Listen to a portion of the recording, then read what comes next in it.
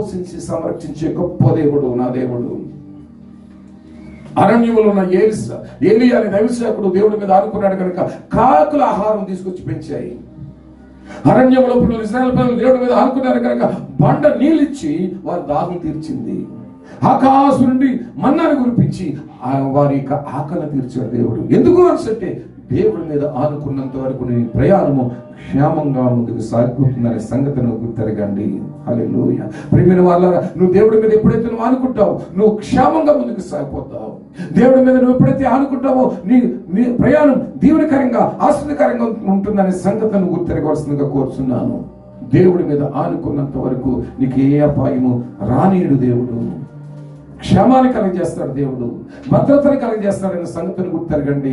దేవుడి మీద ఆనుకుని ముందుకు సాగిపోవలసిందిగా దేవునికి వాక్యం చదువుతుంది. పరిశుద్ధ గ్రంథంలో ఒక స్త్రీ ఉంది పిల్లరా, ఆమె పేరు రాయబడలేదు కానీ గనురాలైన స్త్రీ అని రాయబడింది.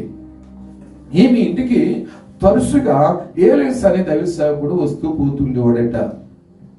పాపం ఈ అమ్మాయి దైవ సేవకుడి యొక్క ప్రయాసను, దైవ సేవకుడి యొక్క భక్తిని, విశ్వాసాన్ని గమనించింది.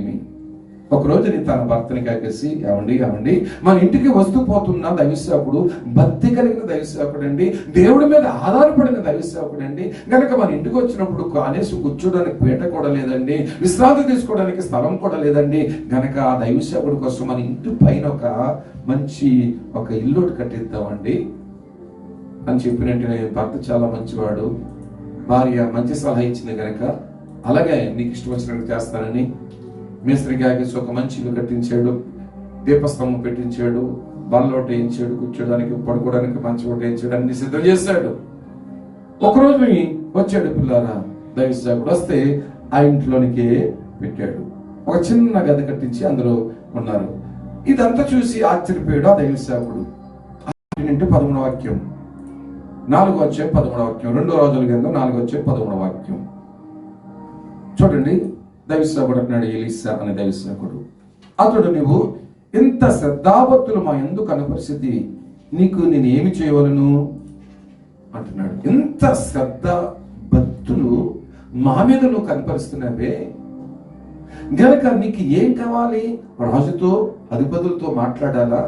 ఏదైనా సమస్య ఉందా?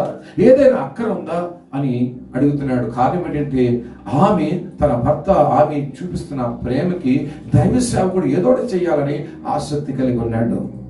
ప్రియమైన వాళ్ళారా, దైవ సేవకుడు ఎప్పుడు మీ బాగోగుల కోసం ఆలోచించే వ్యక్తి. దైవ సేవకుడు ఎప్పుడు మీరు క్షేమంగా ఉంటే సంతోషించే వ్యక్తి అని మీరు గుర్తెరగండి. యథార్థమైన దేవుడు సేవ చేస్తున్న వ్యక్తి, దేవుడి మీద ఆనుకున్న వ్యక్తి విశ్వాసాలు బాగుంటే ఆయనకు పండుగలా ఉంటుంది. వేషధారులకు విశ్వాసాలు బాగుంటే అసూయపడుతుంటాడు. వేషధారైన మరి విశ్వాసంలో దైవ సేవకుడు కానీ బాగుపడ్డాడు అనుకోండి, వారు కన్నీళ్ళు కాసి ఏడు చేస్తుంటారు, కుట్రలు పంతుంటారు కొంతమంది. వాళ్ళు ఎవరంటే అవిశ్వాసం కలిగిన విశ్వాసాలు. నీ తండ్రి దీవించబడితే నీకు సంతోషమే కదా, ఆనందమే కదా. ఆ ప్రేమ ఉండాలి. అటువంటి ప్రేమ కలిగిన వారు వీరు ఈ కుటుంబం. అయితే పిల్లరా, ఆమె అంటున్న మాట ఏంటి తెలుసా? అందుకని నేను నా స్వజనుల్లో కాపురం ఉన్నాను అనిను. అంటే అయ్యా, నా స్వజనుల్లో నాకు ఒక మంచి పేరు ఉంది, నేను నా స్వజనుల్లో రాజుల దగ్గర, అధికారుల దగ్గర, అధిపతుల దగ్గర నాకు మంచి పేరు ఉంది, నాకు ఏ అక్కర్లేదయ్యా అని నిశ్చయంగా చెప్పేసింది. ఆమె ఏమీ చెప్పలేదు, ఆమె బాధ ఏమీ చెప్పలేదు, ఆమె కష్టం ఏమి చెప్పలేదు, ఆమె ఆనందాన్ని పంచుకుంది పిల్లారా. అయితే గెహాజీ జోక్యం చేసుకుని వచ్చి అంటాడు, ఆమెకి కుమారుడు లేడు. 14వ వాక్యంలో గెహాజీ అంటాడు, ఆమెకు కుమారుడు లేడు అని. ఇంకా కింద వస్తువులు అన్నాడు, మరియు ఆమె పెనిమిటి ముసలివాడు అని అంటాడు. ఆ సంగతులు గెహాజీకి ఎందుకు? ఈ శిష్యుడు తన కుటుంబంలో పిల్లలు లేరని, తన భర్త ముసలివాడని విషయాలన్నీ చెప్తుంటే అప్పుడు ఈయనన్నాడు ఆ అమ్మాయిని పిలిచి అంటాడు, మరుసటి ఏట ఈ ఋతువున నీ కౌగిట్లో ఒక కుమారుడు ఉంటాడు అని చెప్పాడు. తల్లి, గొడవరాలైన స్త్రీని కేకేసమ్మా, మరుసటి ఏట ఇదే రోజు నీ కౌగిట్లో ఒక కుమారుడు ఉంటాడు, అది దేవుడు సెలవిస్తున్నాడు అని చెప్పిన వెంటనే ఈ అమ్మాయి నమ్మలేదు. ఒక్కొక్కసారి పిల్లరా, దేవుడి యొక్క నమ్మకాన్ని బట్టి దేవుడు కార్యాలు చేస్తుంటాడు. దేవుడు సేవకుడి యొక్క నమ్మకాన్ని బట్టి దేవుడు కార్యం చేస్తాడు. ఎందుకంటే దేవుడి మీద అనుకున్నాడు కనుక దైవ సేవకుడు కార్యం చేస్తాడు. నువ్వు నమ్మకపోయినా దేవుడు కార్యం చేస్తాడు. ఇలాంటి అద్భుతాలు చాలా నేను చూశాను. అయ్యా నేను నమ్మలేదండి, దేవుడు నువ్వు ప్రార్థన చేస్తే దేవుడు ఇలా కార్యం చేశాడని చెప్పిన వాళ్ళు చాలా మందిని చూశారు, సాక్ష్యాలు కూడా. దైవ సేవకుని బట్టి దేవుడు కార్యాలు చేస్తారు, దాంట్లో సందేహం లేదు. అయితే పిల్లరా, ఆమె అంటది, అయ్యా నన్ను భ్రమ పెట్టవద్దు అంది. అయినా వచ్చి అక్కడికల్లా ఒక చక్కని కుమారుని కన్నది. హల్లెలూయా. కుమారుని కన్నది. కుమారునికి చక్కగా పెంచుతుంది, పోషిస్తుంది. కొంచెం పెద్దవాడిగా అయ్యాడు పిల్లరా. కొంచెం మరి పొలంలోకి తండ్రితో వెళ్ళే అంత వయసు వచ్చింది. పెద్ద వయసే కదా, కానీ కొంచెం వయసు వచ్చింది. ఆ పిల్లడు తండ్రితో ఒకసారి పొలంలోకి వెళ్ళాడు. పొలంలోకి వెళ్ళిన తర్వాత అకస్మాత్తుగా తండ్రితో చెప్తున్నాడు, డాడీ తలపోయిని అని అడ్డం ప్రారంభించాడు. ఆ నాన్నగారు ఏమనుకుంటాడంటే, ఈ పిల్లలు కదా ఏదైనా కావాల్సి అంటే ఎక్కడికైనా వెళ్ళాలంటే గారం చేస్తుంటారు, అది ఇది ఇలాగ అంటుంటారు అని అనుకున్నాడేమో తండ్రి. పన్నుడు కాగేసి పన్నుడితో అమ్మ దగ్గర తీసుకెళ్ళిపోయి పంపించేశాడు. ఆ పిల్లలను తీసుకుండి వెళ్ళిపోయాడు పనివాడు. తల దగ్గరికి వచ్చేసరికి ఆ తలపోయినని తొడ మీద పడుకున్నాడు. తొడ మీద పడుకునేసరికి పిల్లరా అలాగ కొంత టైం అయ్యేసరికి తొడ మీదే ఆ పిల్లోడు చనిపోయాడు. మధ్యాహ్నం వరకు తల్లి తొడ మీద పడుకుని ఉండి చనిపోయిను అని ఉంది. మధ్యాహ్నం వరకు బహుశా 8-9 టైంకి వచ్చి మధ్యాహ్నం వరకు అలా తొడ మీద పడుకుండి ప్రాణం వదిలేశాడు. అప్పుడు ఆమె ఆశ్చర్యపోయింది, ప్రాణం పోయింది ఇట్లని. ఏమీ చెప్పలేదు ఎవరితోటిని. దైవ సేవకుడు కట్టించిన చిన్న గదిలో తీసుకెళ్లి ఆ మంచం మీద పడుకుని పెట్టేసింది. తాళం వేసి బయటకు వచ్చింది. పన్నెండు అన్నాడు, అతను తన భర్త వచ్చాడు, మధ్యాహ్నం పోయినానికి వచ్చాడు. అయ్యా నేను దైవ సేవకుడి దగ్గరికి వెళ్ళడం మంచిదంది. ఇది అమావాస్య కాదే, ఏ కూటమి టైం కాదే, ఎందుకు వెళ్తావు అంటే వెళ్ళడం మంచిది అందంత, ఇంకేం చెప్పలేదు. భర్త కూడా ఒక పనునిచ్చి అడ్డిచ్చి పంపించాడు. ఆ తల్లి గబగబా వెళ్ళింది పిల్లరా, కర్మేలు అనే పర్వతం దగ్గరికి వెళ్ళింది.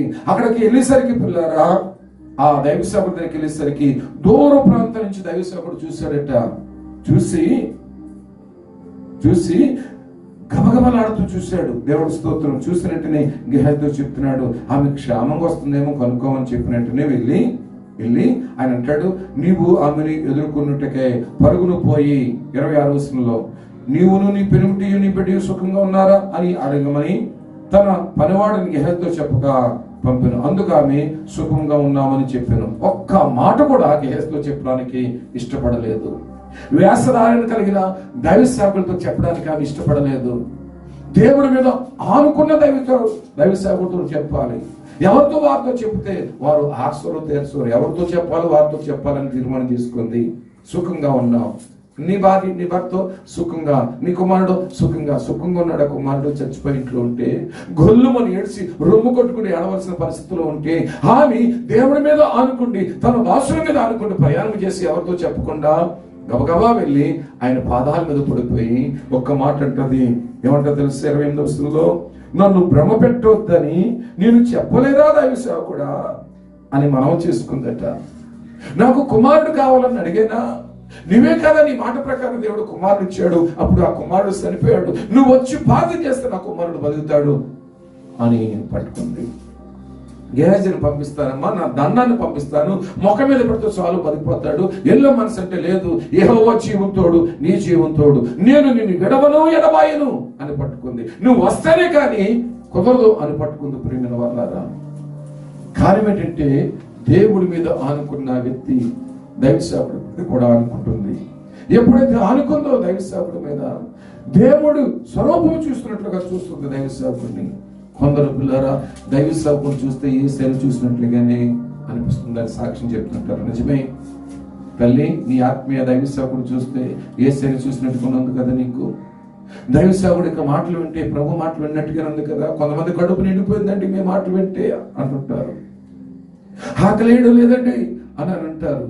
ఓ ఆ తల్లి దేవుడి మీద అనుకున్న తల్లి, దేవుడి మాటల ద్వారా కడుపు నిండిపోయింది. దేవుడి మాటల ద్వారా భయం తొలగిపోయింది. దేవుడి మాటల ద్వారా దిగులు తొలగిపోయింది. దేవుడి మాటల ద్వారా అవిశ్వాసం తొలగిపోయింది. విశ్వాసంతో ముందుకు సాగిపోతారు పిల్లరా. వారు ఎవరు అంటే దేవుడి మీద ఆనుకున్న వాళ్ళు, దేవుడు ప్రేమించేవారు దైవ సేవకుని కూడా ప్రేమిస్తారు. దైవ సేవకుని కనిపిస్తున్న దైవ సేవకుని ప్రేమించలేని వాళ్ళు, కనిపిస్తున్న దైవ సేవకుని లోబడలేని వాళ్ళు కనబడని దేవుడిని ఎలా ప్రేమించగలరు? కనబడని దేవుడిని ఎలాగా ఆయన మాట వినగలరు? ఒకసారి ఆలోచించండి. దైవ సేవకుడు మాట వినాలి కదా. అయ్యా యెహోవా జీవం తోడు, నీ జీవం తోడు, నేను నిన్ను విడవని ఎడబాయి నిన్ను కాలు పట్టేసుకుంది. దైవసేవకుడు వెళ్ళాడు ఇంటికి. 7 మార్లు తన మీద సాచుకుని ప్రార్థన చేసి లేసినట్టు పిల్లారా 7 మార్లు తుమ్మి తిరిగి బతికాడట. హల్లెలూయా. ఆ బిడ్డను తీసుకుండి ఆ తల్లికి అప్పగించాడు. ఆ తల్లి ఎత్తుకుంది, బిడ్డను ముద్దాడింది, దైవసేవకుడికి కృతజ్ఞతలు చెప్పింది, తిరిగి తన ఇంటికి వెళ్ళింది. ప్రియమైన వారులారా, ఒకసారి ఆలోచించండి. నా దేవుడి మీద నువ్వు ఆనుకుంటే అది మరణమైన జీవంగా మార్చేస్తాడు, అది శాపమైన ఆశ్చర్యకరంగా మార్చేస్తాడు, అది ఎటువంటి పరిస్థితి అయినా సరే దేవునికరంగా మార్చేసే గొప్ప దేవుడు ఆయన. పిల్లరా, సిలువకి అంత విలువ రావడానికి కారణం తెలుసా? యేసుక్రీస్తు ప్రేమ మీద ఆనుకుంది సిలువ. నీ బ్రతుకు, నీ పిల్లల బ్రతుకు ఆయన మీద ఆనుకోవాలి. యేసుక్రీస్తు ప్రభువారు సిలువ మీద ఆనుకున్నాడు. ఆయన సిలువ దగ్గరికి వచ్చేసాడు. ఆయన సిలువలో ఆనుకుని తన ప్రాణాలు అర్పించేశాడు. నీ కోసం, నా కోసం ఆయన మరణ శిక్ష పొందుకున్నాడు. అరణ్యంలో పిల్లల సొలొమోని మరి కాలిపోయే పరిస్థితి వచ్చినప్పుడు సొలొమోను మహారాజు వెళ్ళి కుడి చేతుడు అత్తుకుని ఎడమ చేయి తలగడగా చేసి అవును ఎలా అయితే కాపాడాడు, అదే రీతిగా 2020 సంవత్సరాల క్రితం నీ కొరకు, నా కొరకు కలవర కొండ మీద సిలువలో ఆయన దహించబడ్డాడన్న సంగతి నువ్వు గుర్తెరగాలి. నీ మీద రావాల్సిన శిక్ష ఆయన మీద పడ్డది, నువ్వు మరణించిన మరణము ఆయన మీద పడ్డదన్న సంగతి నువ్వు గుర్తెరగండి.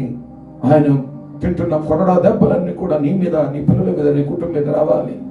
దేవుడికి విరోధమైన పనులు చేసి సృష్టికర్తని దేవుడు విడిచిపెట్టి సృష్టిని పూజించి దేవుడికి ఎంతో రోషమును, కోపమును పుట్టించావు కనుక నువ్వు రావలసిన మరణ శిక్ష ఆయన మీద పడ్డది. అయితే పిల్లరా, నువ్వు మోయవలసిన సిలువ ఆయన మోసి నీకు, నాకు విడుదల ఇచ్చాడు. ఆ సిలువ ఆయన మీద ఎప్పుడైతే ఆనుకుందో, ఆ సిలువ మీద ఎప్పుడైతే ఆనుకున్నాడో ఆ సిలువకి విలువ వచ్చినట్లుగా దేవుడు నీకు, నీ కుటుంబానికి విలువ ఇస్తాడు. దేవుడి మీద నువ్వు ఆనుకుంటే, నువ్వు దేవుడి మీద ఆనుకో.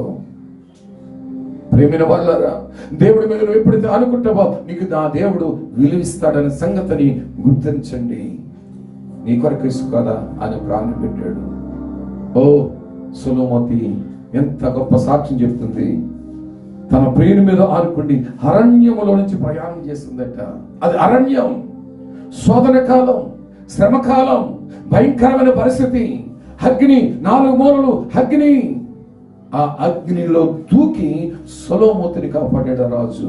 ఈ రోజున పిల్లరా, కరోనా వైరస్ నుండి నిన్ను, నీ కుటుంబాన్ని కాపాడే దేవుడు, మన దేశాన్ని, మన దేశం ప్రజల్ని కాపాడే దేవుడు యేసుక్రీస్తు ప్రభువారని ధైర్యంగా నేను సాక్షిస్తున్నాను. ఎందుకంటే నేను ఆయన చేసిన అద్భుతాలు, ఆశ్చర్య కార్యాలు ఎన్నో చూస్తానే కనుక, దేవుడి పిల్లలు ఎన్నెన్నో అద్భుతాలు చూస్తానే కనుక ఆ దేవుడి మీద మనం విశ్వాసం ఇద్దాం. ఆ దేవుడి మీద ఆనుకుండి మనం ప్రార్థన చేద్దాం. ఆ దేవుడి మీద ఆనుకుండి విశ్వాసం నుంచి ముందుకు సాగిపోదాం. ఆ దేవుడి మీద ఆనుకుండి గొప్ప మేలు పొందుకుందాం. లోకం మీద, ధనం మీద కానీ, మందుల మీద కానీ, హప్పులు, బంధువులు, స్నేహితులు, రథ సముద్రం మీద కానీ ఆనుకోకుండా దేవుడి మీద నువ్వు ఆనుకుని ఎప్పుడైతే నువ్వు ముందుకు సాగిపోతావు, నా దేవుడు నీకు తోడుగుండి నడిపిస్తాడనే సంగతిని గుర్తెరగండి. దేవుడి మీద ఆనుకున్న వాళ్ళందరూ గొప్ప వాళ్ళు అయ్యారు. దేవుడి మీద ఆనుకుని ముందుకు సాగిపోతాం. ఏం తిందామా, ఏం తాగుదామా, ఏం ధరిద్దామా అని కన్నీరు ఉండదు, దుఃఖం ఉండదు, వేదన ఉండదు. దేవుడి మీద ఆనుకున్న వాళ్ళకి ధైర్యం ఉంటుంది. చాలా మాటలు ఉన్నాయి చెప్పడానికి, చాలా వాక్యం ఉంది, కానీ సమయం కావస్తుంది కనుక నేను ముగిస్తున్నాను. ప్రేమైన వాళ్ళారా, దేవుడి మీద ఆనుకున్న గనురాలైన స్త్రీ తన కుమారుని బతికించుకుంది. దేవుడి మీద ఆనుకున్న, తన ప్రియుడి మీద ఆనుకున్న సొలొమోతి తన ప్రాణాలు కాపాడుకుంది. తన ప్రియుడితో ఒక మంచి సంబంధం కలిగి నిత్య జీవానికి వారసురాలు అయిపోయింది ఆమె. అంత పోరానికి వెళ్ళిపోయింది ఆమె. అంత పోరానికి ఆయన తీసుకెళ్ళిపోయాడు రాజు. తన పోరంలో ఉంచుకున్నాడు, తన అంతఃపురంలో ఉంచుకున్నాడు. పిల్లారా, నిజమే, నువ్వు యేసుక్రీస్తు ప్రభువారికి ప్రియురాలిగా ఇష్టమైన దానికి ఉండాలి అంటే నువ్వు డబ్బు మీద కాకుండా, లోకం మీద కాకుండా, లేకపోతే పిల్లల మీద అనుకుంటే తల్లిదండ్రులు ఉన్నారు, దిక్కులేని వాళ్ళు అయిపోతున్నారు. నా పిల్లలు చూసుకుంటారండి, ఎక్కడ చూసుకుంటారు? గుడ్డు వయసు అయిపోయిన తర్వాత అనాథాశ్రమంలో పాడేస్తున్నారు తెలుసా. మా అన్నయ్య ఉన్నాడండి, ఎక్కడ చూసుకుంటాడు? ఏదో కష్టకాలం వచ్చినప్పుడు వదిలేసే వాళ్ళు ఉన్నారు. మా ఫ్రెండ్ ఉన్నాడండి, మోసం చేస్తారు, జాగ్రత్త. వాళ్ళు డబ్బు ఉందండి, జాగ్రత్త, అది కూడా వెళ్ళిపోతుంది. బంగారం కూడా నిన్ను రక్షించదు. నువ్వు దేని మీద అనుకున్నా అది నిన్ను కాపాడలేవు, రక్షించలేవు. కాపాడి రక్షించి యేసుక్రీస్తు ప్రభు మీద మనం ఆనుకుంది ముందుకు సాగిపోతాం. ఇటువంటి కృప దేవుడు మీకు అనుగ్రహించిన గాక. ప్రార్థన. మహాగురుడాని శ్రేష్టమైన నామానికి స్తోత్రాలు. సొలొమోను ఎలా అయితే ప్రభు తన ప్రియుడి మీద ఆనుకుని అరణ్య మార్గంలో ప్రయాణం చేస్తుందో, అలాగే ప్రపంచంలో ఉన్న ప్రతి నరుడు, ప్రతి మనిషి నీ మీద ఆనుకుని ముందుకు సాగిపోయే కృప భాగ్యము దయచేసమై పొందండి. నీ మీద ఆనుకుని వైద్యం చేస్తున్న డాక్టర్లను దీవించండి. నీ మీద ఆనుకుని రాత్రి పగలు కాపుదలుస్తున్న పోలీస్ డిపార్ట్మెంట్ వారిని ఆదుకోండి. నీ మీద ఆనుకుని సరిహద్దులో కాపులకు వస్తున్న మిలిటరీ డిపార్ట్మెంట్ వారిని ఆదుకోండి స్వామి. నీ మీద ఆనుకున్న నేను మున్సిపల్ సిబ్బందిని ప్రభు మీరు ఆదుకోండి. ప్రొడక్షన్ నుండి కాపుదలు తెచ్చండి ప్రభు. నీ మీద ఆనుకుండి బతుకుతున్న దైవ సేవకులను, వారి పిల్లల్ని, సంఘ పెద్దలను, సువార్తకులను దీవించి ఆస్వాదించి వర్ధన చేసిన ఇంట్లో ఇది సమయం కాదని సంగతి ప్రభా. డబ్బు మీదో, లోకం మీదో, బంధువుల మీద, స్నేహితుల మీద మనసు పెట్టుకుంటే దానికోసం సంపాదించడానికి పరుగులు చేసే సమయం కాదని గుర్తెరగండి ప్రభా. అన్నాడు పౌలు, బర్నబా నీ మీద ఆనుకుని ముందుకు సాగిపోయినప్పుడు ఆయన పక్షాన గొప్ప అద్భుతాలు, ఆశ్చర్యకారాలు చేశారు ప్రభా. అనేకులు ప్రభు మీద విశ్వాసించారని నీ లేఖనాల్లో రాయబడింది. నీ మీద ఆనుకుని రోజు వర్తమానం అందించారు. వాక్యం వింటున్న వారందరూ ప్రభా నీ మీద విశ్వాసం ఉంచి నమ్మి బాప్తిజం పొందుకున్నట్లుగా నీ కృప చూపించమని యేసు నామములో ప్రార్థిస్తున్నాము తండ్రి. ఆమేన్. ఇప్పుడు మన తండ్రి అయిన దేవుడు ప్రేమ, కుమారుడైన యేసుక్రీస్తు ప్రభువు కృప, పరిశుద్ధాత్మ సవాసం, ఆదరణ మన కుటుంబ